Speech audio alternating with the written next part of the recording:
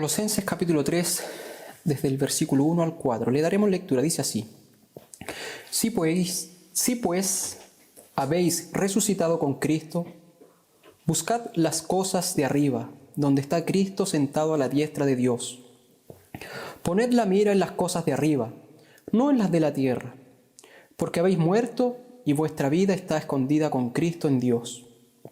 Cuando Cristo, vuestra vida, se manifieste, entonces vosotros también seréis manifestados con Él en gloria. Amén. Hasta ahí le invito a cerrar sus ojos para que hagamos una oración.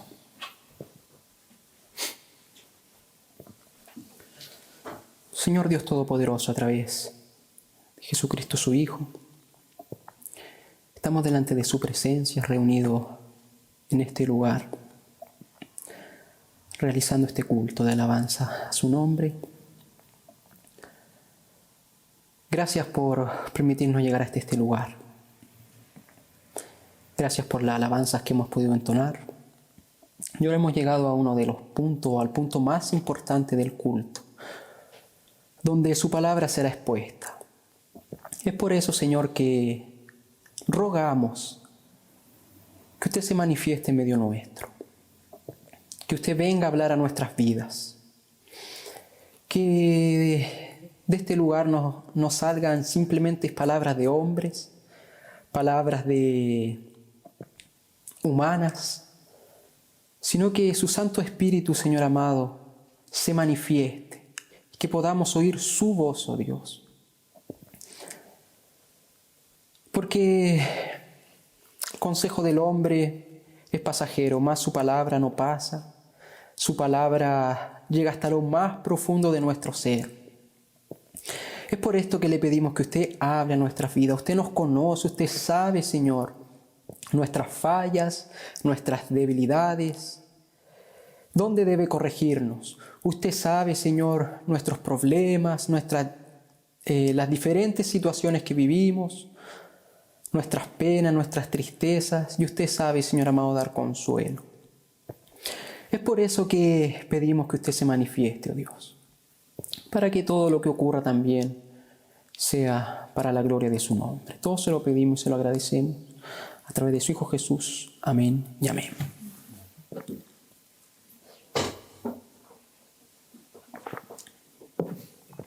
Bien, mis hermanos, hemos dado lectura a la epístola de Pablo a los Colosenses. Estos versículos que di lectura es a modo introductorio. Aquí Pablo está hablando de aquellos que han nacido de nuevo, aquellos que han sido alcanzados por Dios a través de Jesucristo su Hijo. Viven una vida nueva, bajo, obviamente, el gobierno, bajo la dirección, bajo la voluntad de Dios. Si uno seguía leyendo los versículos más abajo, hace un contraste de Pablo sobre la vida antigua y sobre esta nueva vida en Cristo. Esa antigua vida en que el hombre o los creyentes vivían bajo el pecado, ¿no es cierto? Practicando un sinfín de maldades, fornicación, la mentira, injusticias. Mas ahora en esta nueva vida, todo cambia. Esta nueva vida es bajo el gobierno de Dios, bajo la dirección de Dios, bajo la voluntad de Dios. Y es justamente de esto lo que yo quiero hablar en este día. ¿Cómo vivir bajo el gobierno de Dios? ¿De qué cosas debemos tener cuidado para no apartarnos de la voluntad de Dios? ¿Qué cosas nos llevan a rechazar el gobierno de Dios? ¿Qué cosas nos llevan a rechazar a Dios? A desechar a Dios. Entonces, a través del sermón que expondré el día de hoy, quiero que analicemos esto y aprendamos cómo también vivir bajo el gobierno de Dios, que nos mantiene bajo el gobierno y la dirección de Dios. Algo que sin duda alguna es muy importante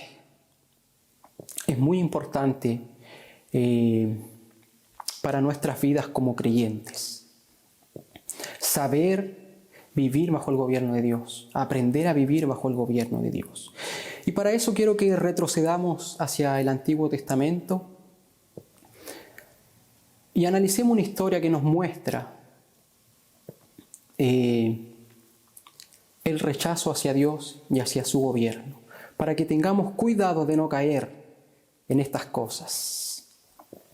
Le invito a abrir su Biblia en 1 Samuel capítulo 8.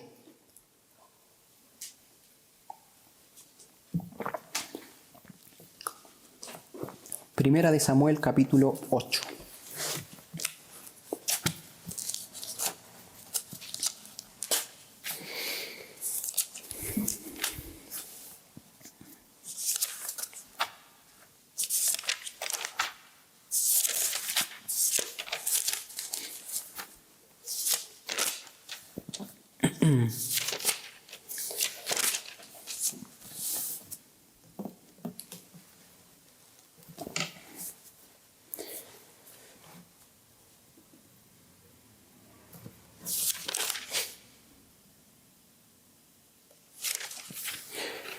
Dice así, 1 Samuel capítulo 8, desde el verso 1 en adelante. Aconteció que habiendo Samuel envejecido, puso a sus hijos por jueces sobre Israel. Y el nombre de su hijo primogénito fue Joel, y el nombre del segundo Abías. Y eran jueces en Beer-seba. Pero no anduvieron los hijos por los caminos de su padre, antes se volvieron tras la avaricia, dejándose sobornar y pervirtiendo el derecho. Entonces todos los ancianos de Israel se juntaron y vinieron a Ramá para ver a Samuel. Y le dijeron: He aquí tú has envejecido y tus hijos no andan en tus caminos.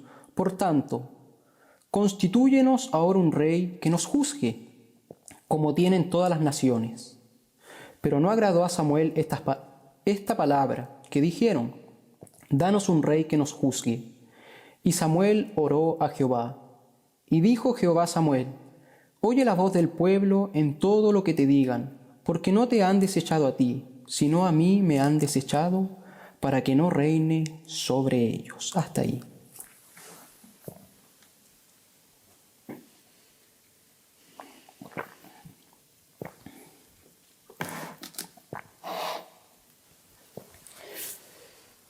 Esta es la historia en la que yo quiero que nos detengamos y nos enfoquemos para sacar algunas enseñanzas, para no desechar el gobierno de Dios en nuestras vidas y procurar vivir bajo el gobierno de Dios, bajo la voluntad de Dios.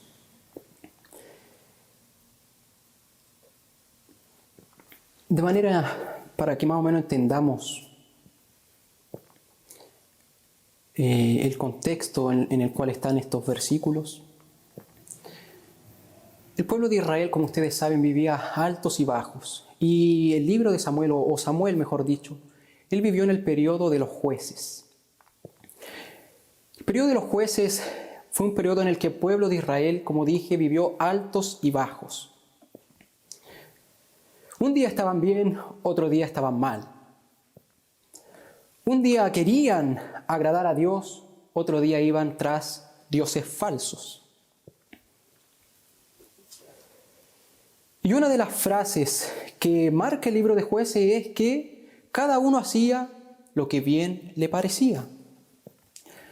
Cada uno seguía sus criterios, cada uno seguía sus propios sentimientos. Y si analizamos los primeros capítulos de Samuel, vemos esto. Vemos un pueblo que estaba con Dios, un pueblo que abandonaba a Dios. Anterior a Samuel estaba Elí. Si recuerdan esta historia,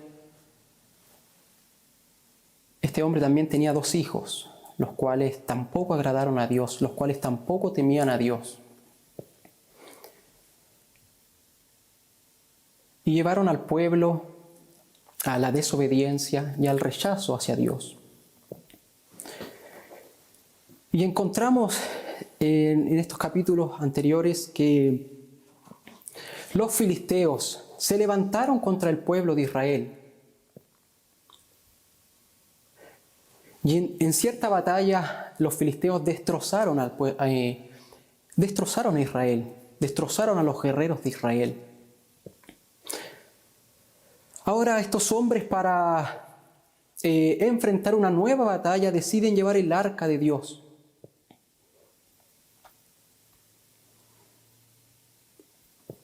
A la batalla. ¿Qué ocurre? El pueblo de Israel toma nuevas fuerzas. Viene el arca. Se sienten apoyados por Dios. Y van y enfrentan esta guerra. ¿Quiénes guiaban esa arca? Eran los hijos de Elí, Ofni y Fines. ¿Mas qué ocurrió? La masacre fue aún mayor, aún peor. Los filisteos destrozaron más hombres, mataron más hombres en aquella batalla. Y no solo eso, también capturaron el arca de Dios. Un hombre escapó y llegó con la noticia, y llevó la noticia a Elí. Elí, al escuchar esto, se trastornó, se asustó, tuvo miedo. Fue tan fuerte para él oír esta noticia que dice la Escritura que él cae, se golpea en la cabeza, se desnuca y muere. Después su nuera da a luz un hijo y también fallece. Entonces hubo un caos en el pueblo de Israel. El arca de Dios capturada, ellos lejos de la presencia de Dios. Todo era un caos, todo era un caos. Mas hubo un momento en que el pueblo, pasaron muchos años, en que el pueblo comenzó a recapacitar y a sentir la falta de la presencia de Dios. Y Dios había estado preparando un hombre desde su niñez para guiar al pueblo nuevamente hacia Dios. Y este niño, ya más adulto, Samuel, aprovecha esta oportunidad en que el pueblo deseaba, ansiaba a Dios. Y los llama al arrepentimiento, a que abandonen los falsos dioses y busquen a Dios.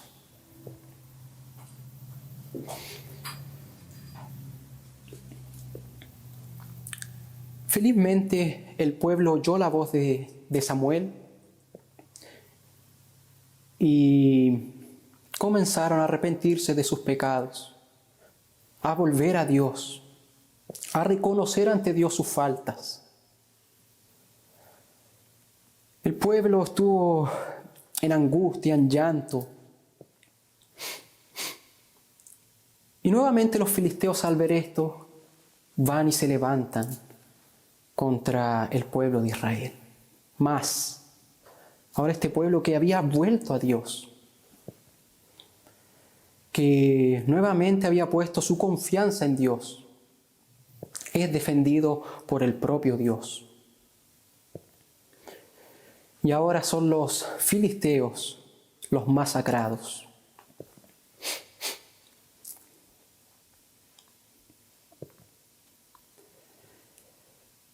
Entonces, luego de esto Samuel pasa a ser juez de Israel, comienza a juzgar al pueblo. Y hubo un tiempo de paz en el pueblo de Israel. Y luego de esta gran batalla pasan algunos años y llegamos al punto en los versículos que dimos lectura.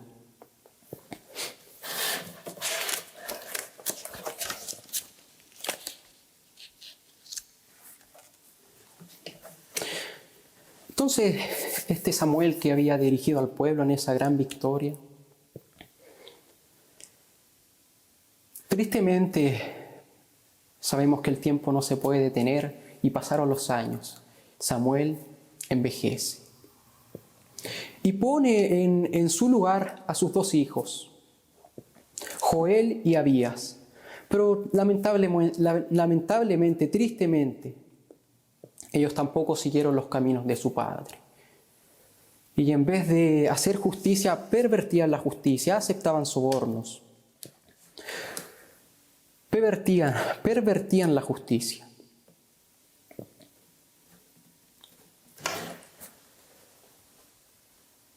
Y esto llevó al pueblo ¿a qué cosa? A pedir un rey. Fueron los ancianos y se acercaron a Samuel y le piden que ponga un rey que lidere a Israel. Mas esta petición muestra algo más profundo, algo más triste, algo más terrible. ¿Qué muestra esta petición? Ellos querían un rey, más al pedir un rey, ¿qué estaban haciendo? ¿Quién era el que hasta ese momento les lideraba? ¿Quién era hasta ese momento quien batallaba junto a ellos, los guiaba en las batallas? ¿Quién los gobernaba hasta ese entonces? Era Dios. Entonces su petición de un rey, ellos están a través de esa petición mostrando un rechazo hacia Dios.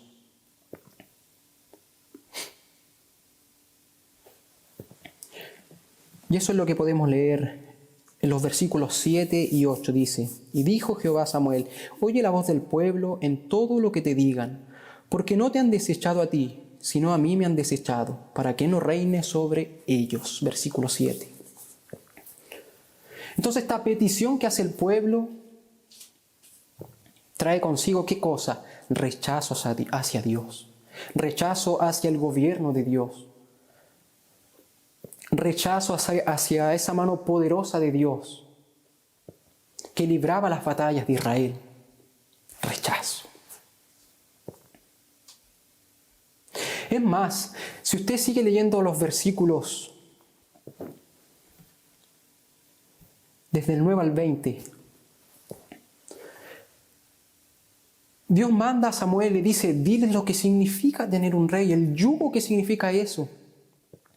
Él va a tomar lo mejor de ustedes, lo mejor de sus ganados, lo mejor de sus tierras. Va a tomar a sus hijos, sus hijas.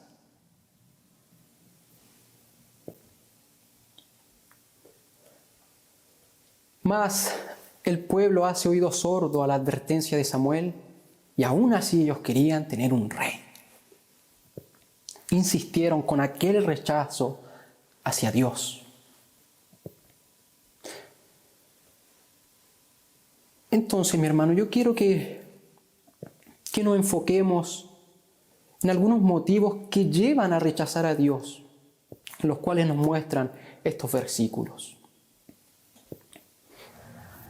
Lo que nos lleva a rechazar a Dios y encierra todo es el pecado. Quiero que veamos los versículos 4 y 5, dice así: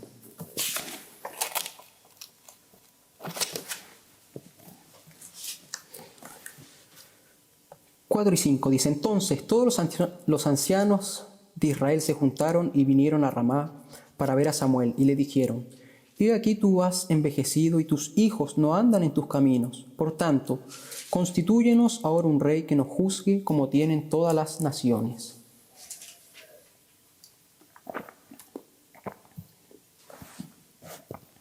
Entonces, una de las causas por las cuales ellos pidieron rey era porque estaban hartos de la injusticia que realizaban los hijos de Samuel. Estaban hartos del pecado que estos hombres practicaban. Imagínense, ellos iban hacia estos hombres que debían juzgar y estos hombres aceptaban sobornos, o sea, no juzgaban justamente. Entonces el pueblo llevaba sus causas, los problemas, y ellos le daban el favor a aquellos que los sobornaban. Entonces una de las causas por las que ellos van y piden rey a Samuel es por la práctica del pecado de estos hombres. Entonces yo quiero poner esto de dos formas. El pecado de los hombres nos lleva a rechazar a Dios.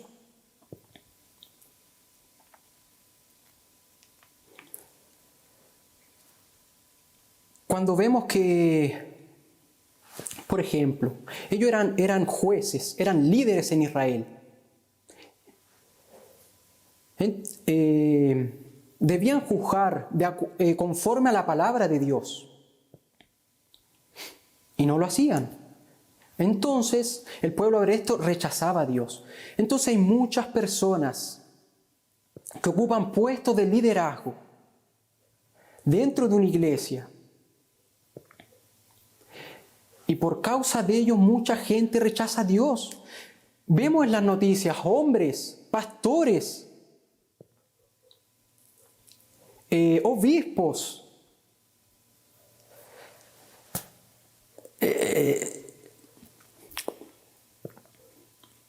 hombres con grandes cargos dentro de la iglesia. Pero ¿qué ocurre? Pecan, practican el pecado, no viven vidas santas. Y mucha gente rechaza a Dios por causa de estos hombres. Hoy en día es común escuchar, no, yo no voy a la iglesia, yo no creo en la iglesia. ¿Por qué? Porque ahí hay mucha gente corrupta, hay mucha gente mentirosa. Mi vecino va a la iglesia, pero miente, roba, golpea a sus hijos, golpea a su esposa. Entonces, por causa del pecado de líderes que se llaman representantes de Dios, muchos rechazan a Dios. Y era esto lo que estaba pasando con el pueblo de Israel. Estaban viendo estos hombres que debían juzgar justamente, mas no lo hacían. ¿Y a qué llevó eso? A que el pueblo rechazara el gobierno, la dirección de Dios. Ahora, de otra forma, ¿cómo podemos verlo también? Nosotros somos embajadores de Cristo, representantes de Dios, por lo cual debemos tener mucho cuidado con nuestro testimonio. No vaya a ser que por causa de nosotros alguien esté rechazando a Dios, alguien no quiera conocer a Dios, alguien se esté alejando de Dios. Ahora también, ¿qué nos muestran los versículos? Algunos versículos más adelante, versículos 19 y 20.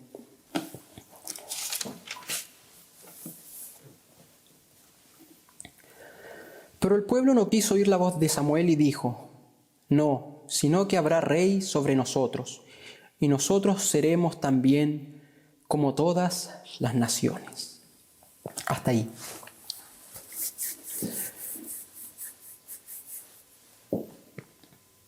Ahora vemos, no era solo por causa de otros, también era por causa de su propio pecado, que ellos estaban rechazando a Dios. No era por causa del pecado de otros, también por causa de su propio pecado. ¿Por qué? Porque ellos querían ser como las otras naciones. Primero usaron como excusa, es que por causa del pecado de tus hijos. Más vemos que no era solo eso, sino que también ellos estaban rechazando a Dios por causa del pecado. ¿Qué pecado? La envidia. ¿Qué es la envidia? Es un afán desmedido de riquezas o bienes que otros tienen. Desear lo que otro tiene. Querer lo que otro tiene. ¿Y el pueblo qué deseaba? Ser como las otras naciones. Mi hermano, Dios había escogido a este pueblo para ser un pueblo diferente, para ser un pueblo santo. A través de ellos las naciones serían bendecidas. O sea, eran las otras naciones que debían convertirse a ellos, a Dios, volverse a Dios, y no ellos convertirse a esos falsos dioses. Mas ellos querían ser como las otras naciones. Querían ser como las otras naciones. La envidia, mi hermano, la envidia es muy peligrosa. El pecado de la envidia. ¿Por qué? Porque nos lleva a rechazar a Dios, el gobierno de Dios en nuestras vidas.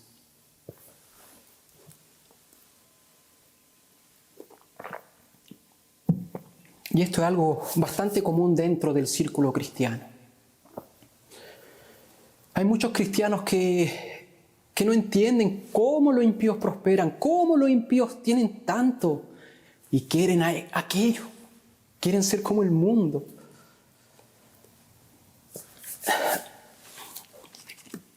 Abra su Biblia en el Salmo 73.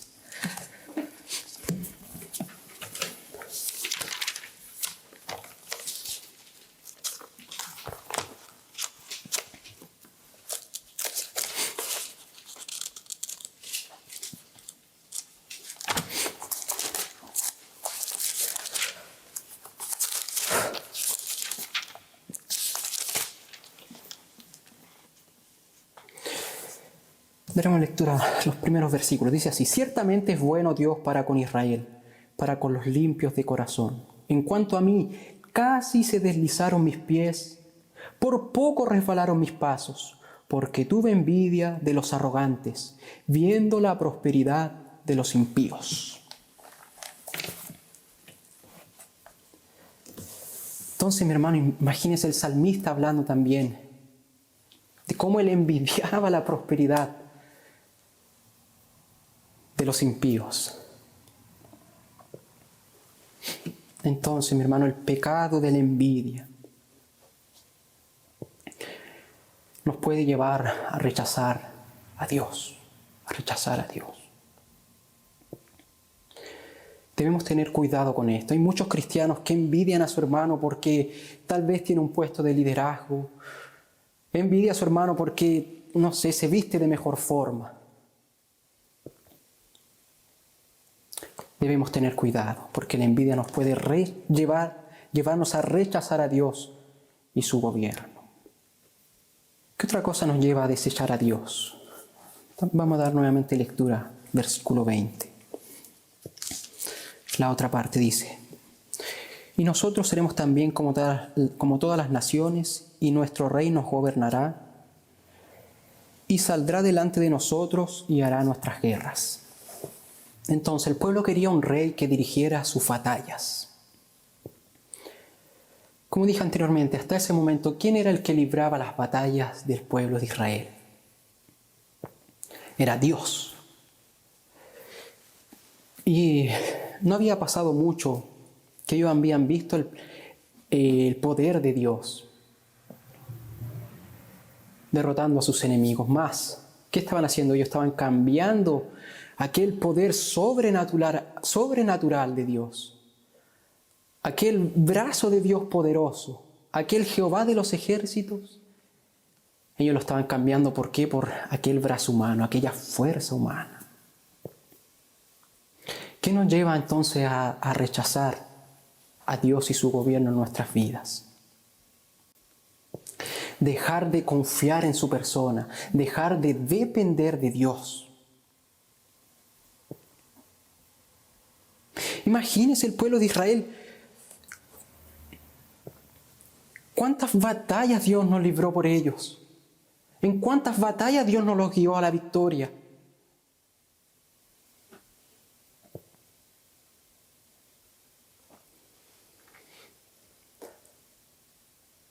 Mas ahora ellos estaban rechazando aquel poder divino, aquel Jehová de los ejércitos. Ellos querían ser como las otras naciones, tener un rey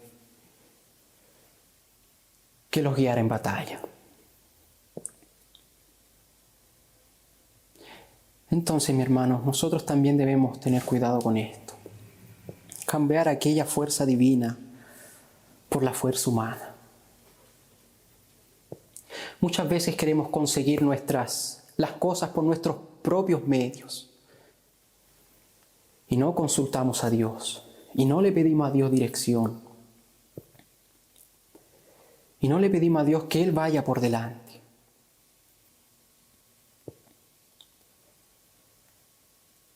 Entonces, confiar en nuestra propia fuerza, en nuestros propios méritos, en nuestro conocimiento, confiar en la fuerza humana,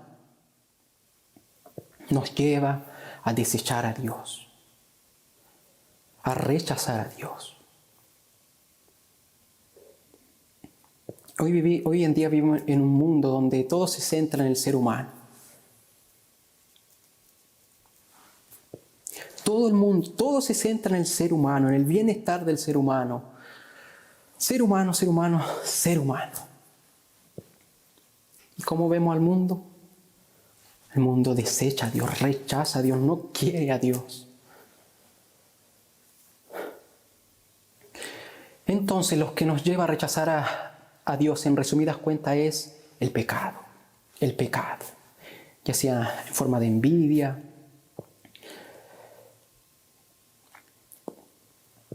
codicia, avaricia. El pecado nos lleva a desechar a Dios. Cuando un cristiano peca, se está alejando de Dios.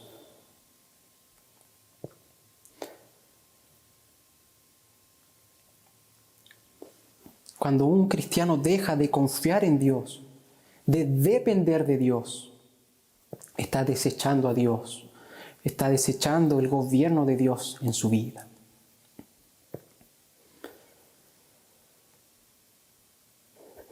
Entonces, mi hermano, debemos tener cuidado de no caer en la envidia, de no caer en confiar en nuestra propia fuerza.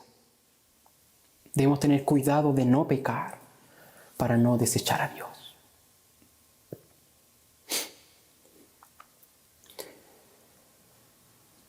Y ahora, mi hermano, quiero que para terminar, que analicemos aquello que nos mantiene bajo la dirección de Dios. Aquello que nos mantiene bajo el gobierno de Dios, bajo la voluntad de Dios. Vamos a volver al versículo 6.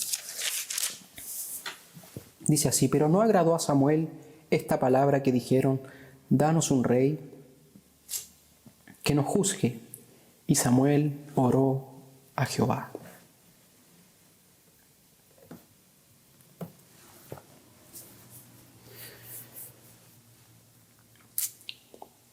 Entonces, mi hermano, imagínese todo este alboroto, el pueblo deseando un rey, desechando a Dios, querían un rey, querían ser como las otras naciones.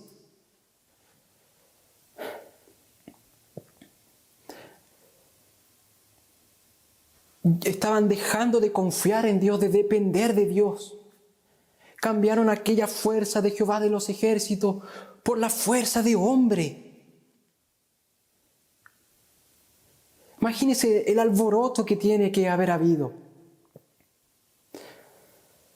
Mas hubo un hombre que fue diferente dentro de toda esta situación. Ese hombre fue Samuel. El versículo que acabamos de leer, ¿qué decía? Estos hombres fueron: danos un rey. Queremos ser como las otras naciones. Estaban desechando a Dios, rechazando a Dios. Mas Samuel dijo: no, yo confío en Dios. Yo no quiero desechar a Dios y su gobierno. Yo he olvidado todo lo que Dios ha hecho por nosotros. ¿Y qué hizo? ¿Qué hizo Samuel? Fue y oró, fue y buscó la dirección de Dios. ¿Qué nos muestra entonces este versículo? Que aquello que nos mantiene bajo la dirección de Dios, bajo el gobierno de Dios, es la comunión con Dios. Es la comunión con Dios. Cuando un hombre, cuando un creyente, cuando un cristiano vive en comunión con Dios, va a vivir bajo el gobierno de Dios. Va a buscar la voluntad de Dios, va a hacer la voluntad de Dios. Sus deseos van a provenir de Dios. Entonces, mi hermano, si nosotros queremos vivir bajo el gobierno de Dios, hacer la voluntad de Dios, debemos vivir en comunión con Dios. Hoy en día estamos viviendo tiempos difíciles.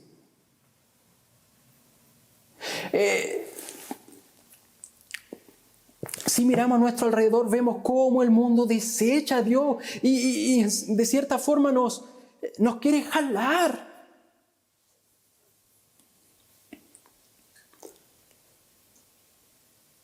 Nos quiere jalar hacia Él, peca, miente, roba. Ofende a tus jefes. divorcio, homosexualismo. Entonces miramos a nuestro alrededor y vivimos en un mundo difícil, complicado, adversidad.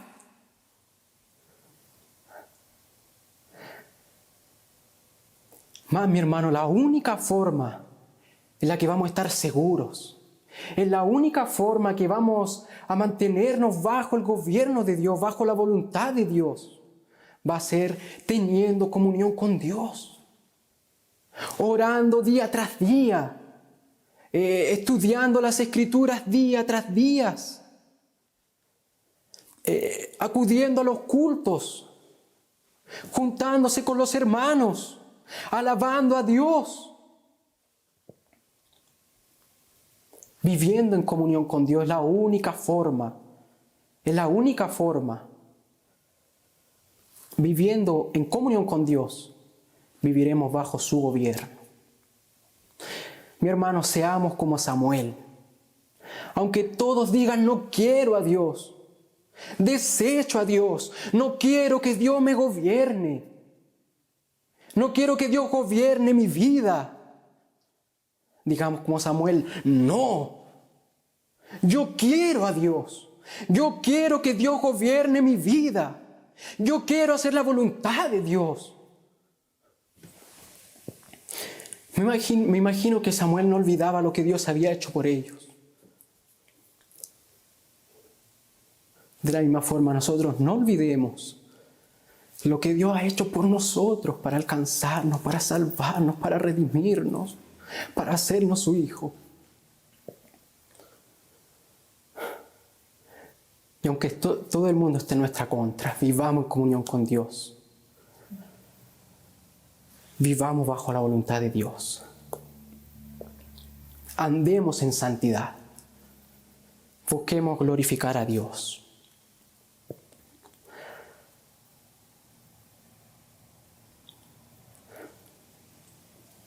No desechemos a Dios.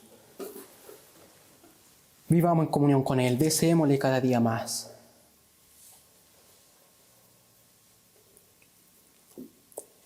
Amén. Esa es la palabra de Dios para nuestras vidas. Le invito a pasar un periodo en oración.